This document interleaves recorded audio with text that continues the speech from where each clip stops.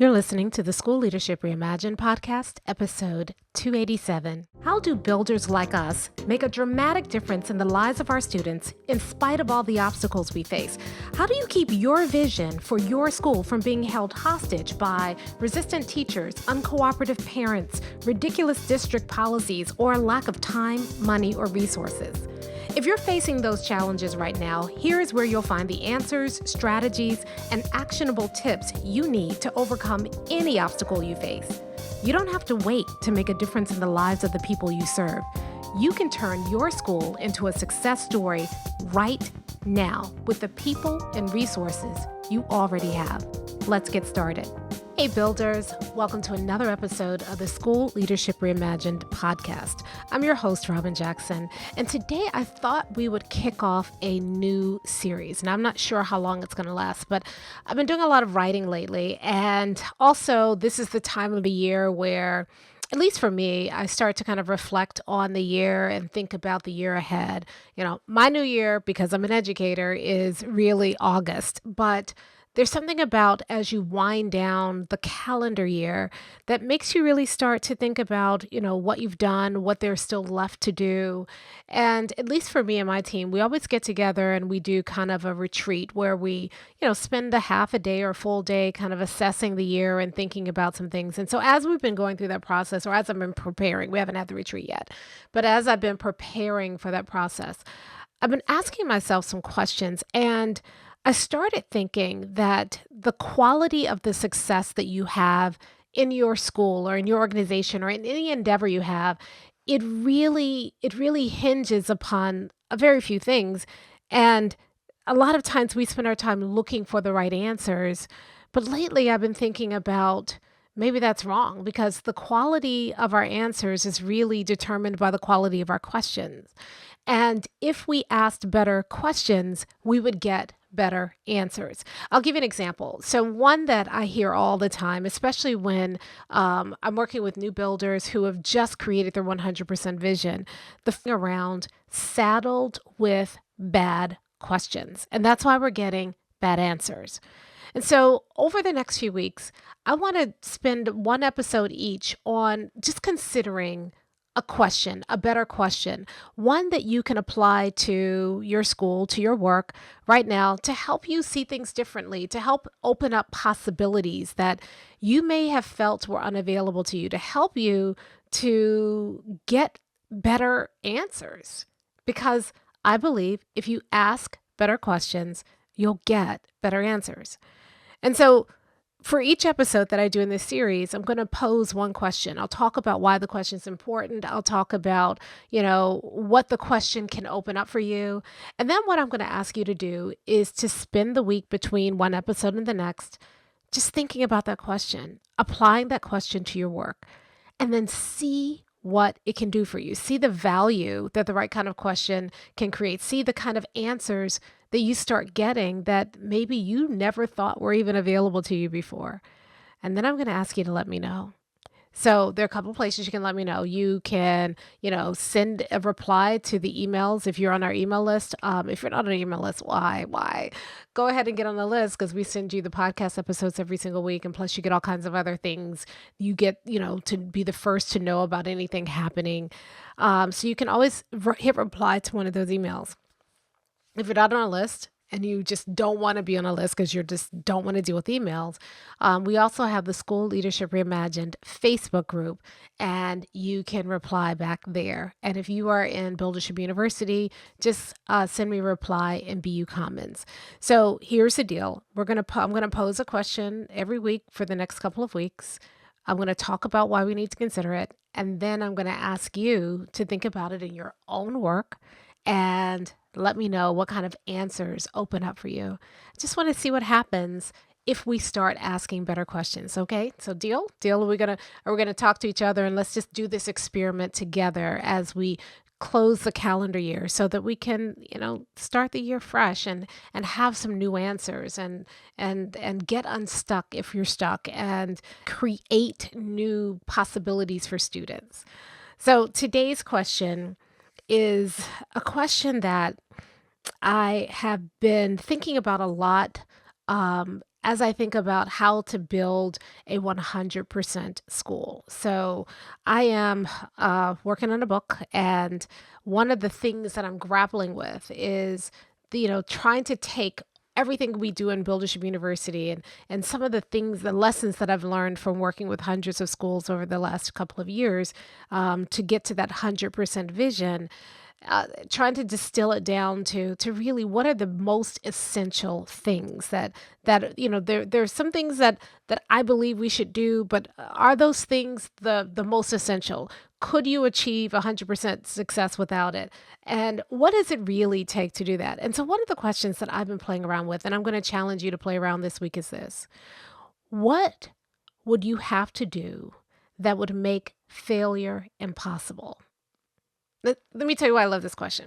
You see, a lot of times we ask the question, what do I need to do to achieve? Or how do I avoid failing? And both of those questions come from a place of lack, fear, and want. If you're saying, what do I need to do to achieve? You're looking for something else to do. And that's why we pile stuff on our plates. That's why so many of us get overwhelmed. That's why so many of us are doing things that don't matter. I find myself doing this a lot. Like if there's a problem, I want a solution right away. And so I'm like, okay, what can I do? And that doing it makes you feel better because it you're acting, and action makes you feel like if you're doing something, then maybe you'll fix it. And sometimes all you're doing is creating more problems or creating more work. I found myself in this situation at the beginning of the year. I was stuck. I had done some things and gotten some initial success on them, but then I hit a plateau, and then I started to decline, because if you're not growing, you're declining. And so I had stopped growing, and then of course, very shortly after that, I started declining. And then you start to panic because things don't, they look like they're declining. And so I started panicking and started doing stuff. What else can I do? What else can I do? What else can I do? And I was trying all this stuff and frankly, wasting all this time, energy, and effort on things that weren't going to move the needle. And what I needed to be doing, instead of doing more stuff, was I needed to take a step back and say, rather than like, what else can I do to stop the decline? What can I do to make the decline just irrelevant? Just, it doesn't happen. There is no decline, right? The other thing that we do is we often, we try to avoid failure. And so this question is different than how do I avoid failure? Because a lot of us are so busy avoiding failure that we're not focused on success. And so if you are worried about not losing, like some of you have mandates with your district, you have to hit a certain level, or you don't want to lose test scores. And so I remember working with the principal once, and she was so worried because her school was declining that she got into this very defensive posture. And as a result, she was scrambling and playing not to lose, and lost sight of her vision and her mission and her core values, and was just doing stuff to try to plug holes. That is not only exhausting and emotionally draining, it's ineffective. You have to stay focused on your vision. So this question is not, how do I not lose? The nuance is very important here. The question is, what do I need to do to make failure impossible? And when you're thinking about it that way, is how do I set things up so that they don't fail? I remember the first time I did this was in my own classroom as a teacher. I was trying to figure out, I didn't want anybody to fail. And so I was trying to figure out, what else can I do to help this kid and that kid and this kid? And how do I get more kids to succeed?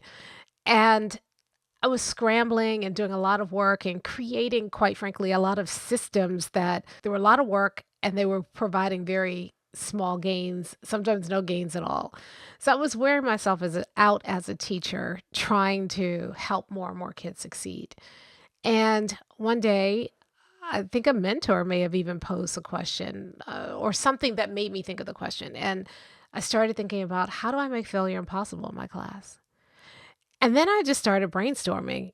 I could give the kids the answers, but that doesn't make failure impossible, right? They could still fail, and they could fail even after they leave my class because they didn't learn how to. I was an English teacher. They didn't learn how to write. They didn't learn how to think for themselves. So that didn't make failure impossible. That just delayed failure. I gave them the answers now, but at some point they would face something where they needed those answers and didn't have them and they would fail. Okay.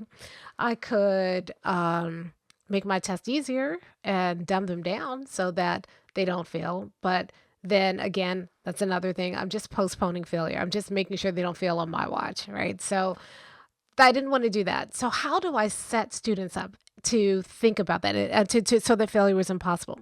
And in order to answer that question, I first had to ask myself, what is failure? And in my case, failure was students not having the skills to be able to think and write clearly, to be able to read and understand what they're reading and think for themselves around the reading. That would be failure. And so then I said, okay, so rather than just trying to look at all the lofty goals that I had, I started with the floor. What's the floor?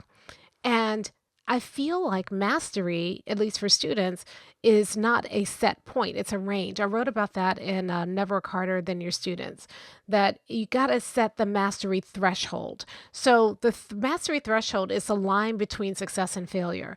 And I never thought about that line before. And because I never thought about that line, I really wasn't doing things that would help students stay on top of the line. And so the first thing I started doing is I just understood that line and then I watched the line. So for me, the red flag, the thing that was clear about that line was that any student earning anything less than 80% in my class hadn't mastered what I needed them to master yet. And so 80% became the line. 80% became that threshold. And then instead of just kind of, randomly hoping kids would succeed and doing all these things to support, my support got so laser focused on making it impossible for students to fall below that threshold. And if they fell below that threshold, grabbing them really quickly and getting them back above the threshold as fast as I could so that I could keep kids through there. And so my focus changed. And as a result, the student success changed. The way that I taught changed. And it was less about not wanting to fail and more about trying to make failure impossible. And so that success became the norm in my class and failure became an anomaly. So that's the first time I did it. And then after that, I started becoming an instructional coach. And yeah, I had uneven results as an instructional coach because I didn't get any training. It was just like, you're a good teacher, show somebody else. And so the first thing I did, I thought I made all the mistakes, right? I showed up with a bag full of resources, hoping that people would let me in their classroom because I had something cool to share with them. I tried to show them how I did it. I did all the things that we do when we are instructional coaches because we don't have, people don't have to listen to us because we don't have the positional power. And a lot of times we are just trying to sell our services and get people to accept our help. And a lot of times the people who work with us as instructional coaches work with us because they have to, not because they want to. And a lot of people don't want to work with us because they feel that that is failure. When that you have to get a coach, it means that you're doing something wrong. So I struggled there. And then before, I had some pockets of success, not some pockets where I wasn't as successful. And then after that, I went to being an administrator.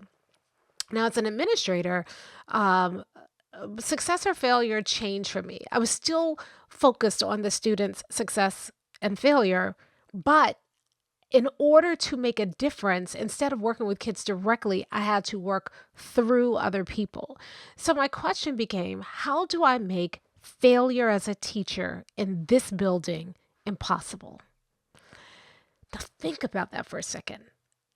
We probably have never considered it that way. We believe that teachers have to sink or swim. And we look at the failing and struggling teachers and we're saying, oh, how do we help them? If we like them, if we don't like them, we think, how do I get rid of them? I know I'm not supposed to say that part aloud, but let's be real. A lot of us operate that way. And we're trained to operate that way, quite frankly. But if we ask ourselves, what would need to happen in our school so that it would be impossible for a teacher to fail? Think about how you might do things differently. So the first question always again is, what does it mean for a teacher to fail in this school? And if you are a builder, Failure for a teacher is not helping 100% of their students reach whatever it is that they need to reach for you to achieve your school vision. That's failure. So, how do we make it impossible for teachers not to reach 100%? What will we have to put in place? And this is where it gets really fun. Now, those of you in BU, you have some of these tools that will help you do just that, right? So there's 4 things you can do to impact a teacher's success. There's feedback, support, accountability, and culture. That's it. It's all the 4 things you can do. So how do I give teachers feedback in a way that helps them grow and makes it impossible for them to stay where they are or to drop? Right. So how do I give feedback to teachers who do that? So the first thing I have to think about is, okay, if the teacher doesn't understand my feedback, they can't act on it, and then they stay stuck. So how do I give them feedback in a way that they can understand it? And then the second thing I have to think about, okay, now that they understand it, how do I have to give them? I have to give them feedback in a way that makes them willing to do what I tell them to do. So how can I give them feedback in a way that they not only understand it, but they can't unsee it to the point where that becomes a new reality for them, and then anytime they do something against that feedback, it feels weird, and it's easier and more gratifying for them to act on the feedback than it is to stay stuck where they are. And so that's why we have created all the feedback resources that we have. We talk about one thing feedback.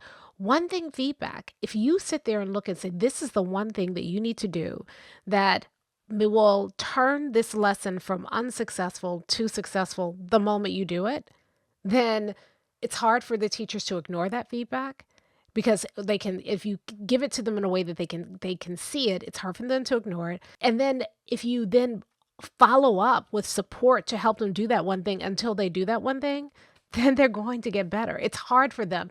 It is harder to not get better when you give people the right kind of feedback than it is for them to, it's harder, I'm sorry, I said that wrong. It's harder for them to stay stuck where they are and not get better than it is for them to improve. So people go with the path of least resistance for the most part. So when you give them that kind of feedback that where they can't unsee it, that makes how to grow so obvious and makes so much sense that it seems nonsensical to continue to do things the way that I've been doing it, people will listen to your feedback, people will act on your feedback, and people will grow. Then if you follow up with just-in-time support tailored to their needs, you don't let them slip. You give them the feedback, they make the initial assent, yeah, I probably need to do that. You give them the support that makes it easier for them to act on your feedback than it does for them to stay stuck where they are. Then you catch them right before they can fall and you keep them moving. And then if you follow up with the right kind of accountability, not chasing, checking, and correcting them, that puts accountability on you, but putting accountability on them and help them to be accountable for getting better and seeing better results, it's hard for them to go back to the way they were doing things before. And then if you build a culture where everybody is doing that, again, it's almost impossible that a teacher won't improve. Now, I need to stop here and say this.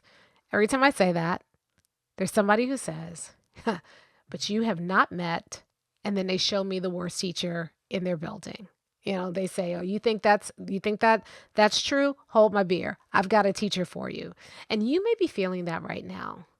But my question for you is, have you ever done it this way? Because I have, spent a lot of time in a lot of schools. And when I go to those schools, the principals are not always eager to show me their best teachers. They want to show me the ones that feel impossible, the ones that they are struggling to help. And I will admit, I have seen some pretty bad teaching. I have met some teachers where I have felt, just initially, this one may be the one that breaks me. This one may be the one that breaks my theory that any teacher can become a master teacher with the right kind of support and practice. So I get it. Some of you are working with teachers who refuse. Some of you are working with teachers who hide or lie or obfuscate the skills and put up all kinds of barriers. And again, the question becomes, what do I need to do in this building to make it impossible for a teacher to fail? And that includes the ones who do all the stuff that whatever teacher it is you're thinking about right now is doing. How do I make it impossible for that teacher to fail? When we designed, we used to do a lot more teacher workshops at Mind Steps. And whenever we designed a workshop, we would say, okay, we've got a workshop. It looks pretty good. And then we would say, all right, now let's apply the blank test. The blank being the name of the worst teacher I'd ever seen in my life. And we would apply the test. Would that teacher be successful in that workshop? And if the answer is no, then we would go back and reconfigure the workshop and rework the workshop until we believed even that teacher would be able to walk out of that workshop and implement in a classroom. And then once we did the workshop, we'd pay attention. Who wasn't getting it? Sometimes a lot of people weren't getting it because they didn't want to be there. They did not want the PD. They were trying to find a million and one reasons to not do what I was training them to do in the PD. And it had nothing to do with me. They were mad at their administration, or they were tired, or they had other issues. And I'm walking in and doing a workshop for 1 day or 2 days cold, and then I'm leaving and they know I'm leaving. So there's no incentive for them to do what I'm teaching them to do in the workshop. So then, even though that feels impossible, we had to ask the question, what do I need to do to make sure that make it impossible for people not to come out of this workshop different, changed, seeing things different, doing things different in their classroom? And you just keep working the workshop until you get there. And here's the thing, you may not get there on the first attempt, but thinking in that way helps you solve problems, helps you get better answers. And that's all the question is designed to do. So if you are open to considering that question, what do I need to do right now? What could I do right now that would make failure impossible? If you're open to considering that question for the teachers you serve, for the students you serve, for the work you do, and if you ask that question, you can come up with all kinds of things. I'll give you a couple of examples. What if you're trying to sit there, you're trying to, your vision is 100% of students will be at or above grade level within 2 years of being in our school, right? Right now, you've got kids coming 2-3 years below grade level. So you've got to make up time and you've got to do more work. What do you need to do? What will it take? What would make it impossible for students not to grow more than a year's worth of growth every single year? What would it take to make it impossible, no matter who the kid is, it would make it impossible for that student not to be on grade level after being in your school for 2 years? Would it mean extra time? Would it mean shifting the way that you're teaching so that you're spending more time circling back to foundational skills and then building on those foundational skills and then circling back and building? So doing this kind of spiraling kind of instruction to make sure you're looping in the kids no matter where they are and growing their skills, but also advancing their skills? Would it mean focusing only on power standards? Would it mean a smaller class sizes? Would it mean a supplemental one-on-one help? What would it take? What would it take to make it impossible? So it's not about something else you want to do. You're thinking about, what does failure look like?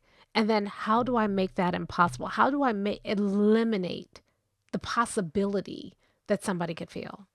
If you're asking yourself, what would I need to do to make it impossible for a teacher not to grow every single year?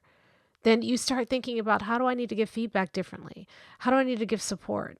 How do I need to build accountability in that teacher so they take on the ownership of their work instead of me always being the one pushing? How do I build a culture where everybody is growing so that nobody comes into the culture and takes our focus off of serving every single kid? And then as you begin to really think about that question, I guarantee you're going to come up with ideas, with solutions, with things that you haven't considered before because you've been asking the wrong questions. I remember asking this question of a superintendent once. He was struggling. Kids were, the test scores were just in the toilet. And, kids were not performing the way they needed to perform. The teachers were not performing that way. He was having issues with the union. There were all kinds of stuff happening in his district, lots of poverty, highly impacted by drugs and crime in the community. And I asked him the question, what would you have to do in order to make student failure impossible in your district? And at first he looked at me and he said, I'd have to like bring all the kids home with me and adopt them all. And he thought that was going to put me off. And I said, tell me more about that. What do you mean?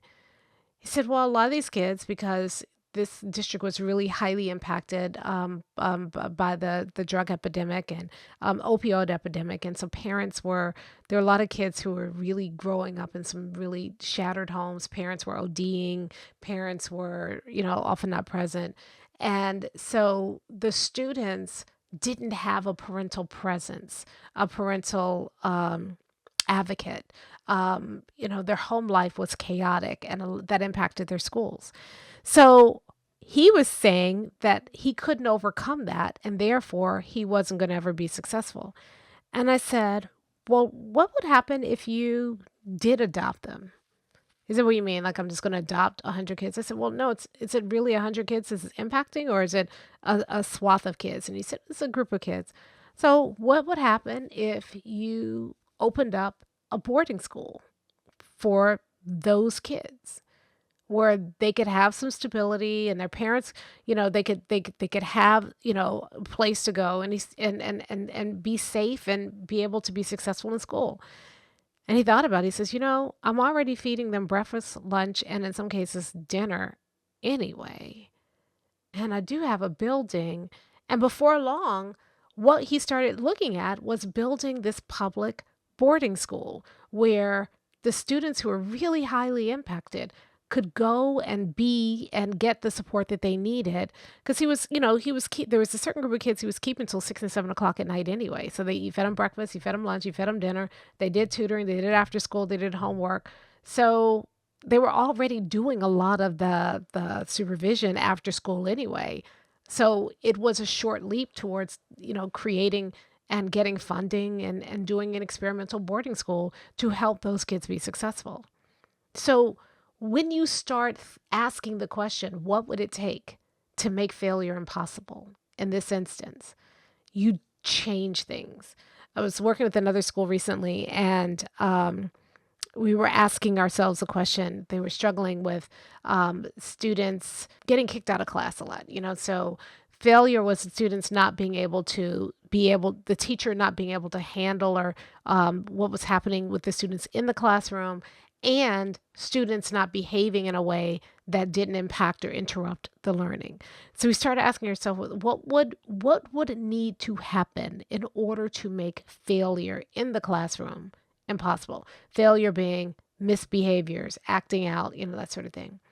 And we started thinking about, okay, so what happens the moment before students go out of control?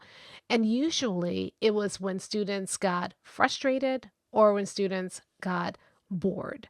And a lot of times, so we start thinking about what needs to happen before students get bored, right? How do we create more engaging lessons and get kids engaged right away?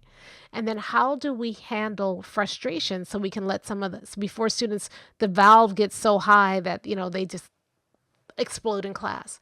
And so instead of teaching classroom management one-on-one to teachers or fussing at teachers because they were referring too many kids down to the office, we started supporting teachers to create more engaging lessons and to recognize the signs of frustration and to de-escalate frustration before it got out of control.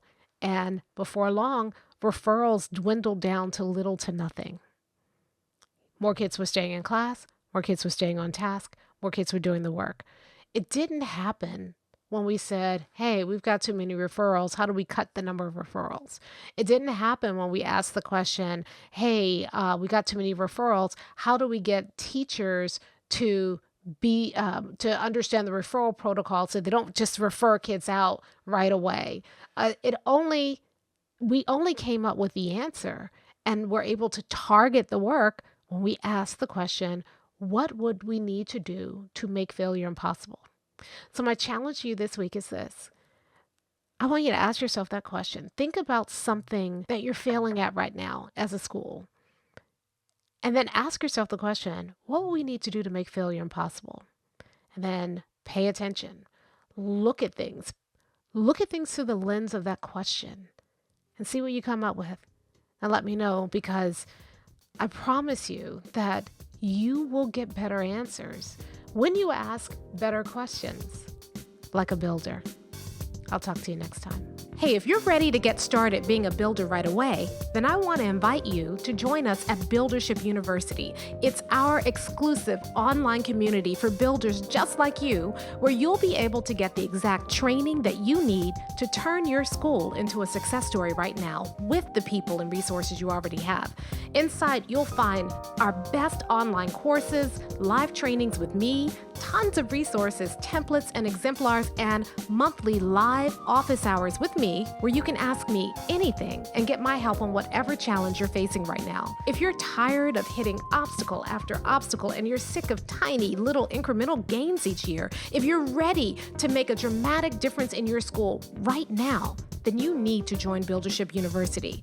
Just go to buildershipuniversity.com and get started writing your school success story today.